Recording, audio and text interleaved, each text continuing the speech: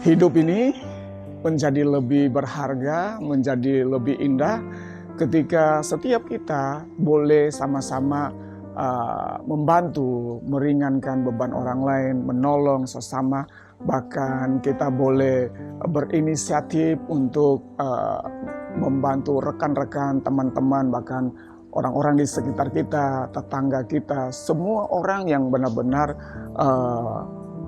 ada hidup bersama-sama dengan kita. Bapak Ibu Saudara kasih dalam Tuhan, firman Tuhan jelas mengatakan kepada kita, saya ambil dari Efesus pasal yang keempat, ayat yang pertama sama ayat yang kedua. Sebab itu aku menasihatkan kamu, aku orang yang dipenjara karena Tuhan, supaya hidupmu sebagai orang-orang yang telah dipanggil berpadanan dengan panggilan itu. Hendaklah kamu selalu rendah hati, lemah lembut, dan sabar. Tunjukkanlah kasihmu dalam hal saling membantu. Bapak Ibu Saudara kasih dalam Tuhan, inilah nasihat dari Rasul Paulus kepada setiap kita. Dia adalah seorang rasul yang dipakai oleh Tuhan dengan luar biasa. Di dalam penjara pun juga dia masih menasehati, artinya dia masih membantu, dia masih menolong akan rekan-rekan yang ada di luar penjara untuk mereka melayani, saling membantu, saling berbagi, saling memperhatikan. Bahkan dia mengajarkan kepada kita supaya kita ini sebagai orang-orang yang telah dipanggil. Saudara dan saya, kita adalah orang-orang yang telah dipilih oleh Allah, dipanggil, ditetapkan untuk apa? Hidup berpadanan dengan panggilan itu. Ketika Tuhan memanggil kita, baiklah kita belajar untuk hidup sesuai dengan panggilan itu. Tuhan memberikan karunia kepada kita untuk saling menolong, saling berbagi, saling memperhatikan, saling kerjasama. Itu adalah bagian daripada panggilan seseorang.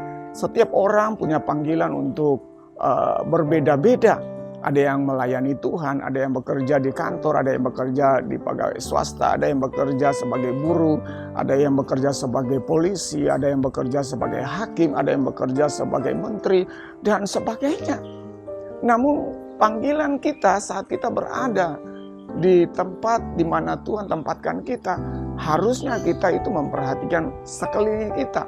Orang-orang yang ada bersama-sama dengan kita, entah mereka itu orang yang percaya ataupun orang yang tidak percaya, atau mereka itu seiman dengan kita ataupun mereka tidak seiman dengan kita.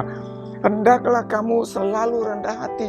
Jadi panggilan kita itu dimulai dengan dimana hidup kita, pekerjaan kita, keluarga kita itu harus disesuaikan dengan panggilan yang Tuhan tempatkan bagi kita, yaitu berpadanan dengan pekerjaan kita. Lewat apa? Kerendahan hati, lewat apa? Perhatian, lewat apa? Lewat mengasihi sesama, lewat menolong sesama. Dikatakan hendaklah kamu sedang rendah hati dan lemah lembut. Pelayanan yang menghasilkan buah adalah pelayanan yang selalu menunjukkan belas kasihan kepada orang lain. Belas kasihan artinya perhatian kita kepada orang lain, nasihat kita kepada orang lain, cara kita membantu orang lain dengan tulus. Itulah yang menjadi bagian untuk kita menjadi orang-orang yang dipanggil oleh Tuhan. Orang-orang yang telah ditetapkan untuk menjadi berkat. Tunjukkanlah kasihmu dalam saling membantu. Itu sebabnya Bapak Ibu Saudara kasih dalam Tuhan dimanapun kita berada, apapun aktivitas kita, belajarlah untuk hidupmu berpadanan dengan panggilan itu. Sehingga kita bisa menjadi contoh, menjadi teladan, bahkan orang boleh melihat kemuliaan Tuhan di dalam hidup kita. Lewat apa? Kita belajar untuk menunjukkan kasih itu dalam saling membantu. Kiranya ini boleh memberkati saudara, dan ketika saudara diberkati jangan lupa like, subscribe, tekan tombol lonceng dan share, sehingga boleh memberkati banyak orang di luar sana. Tuhan Yesus memberkati.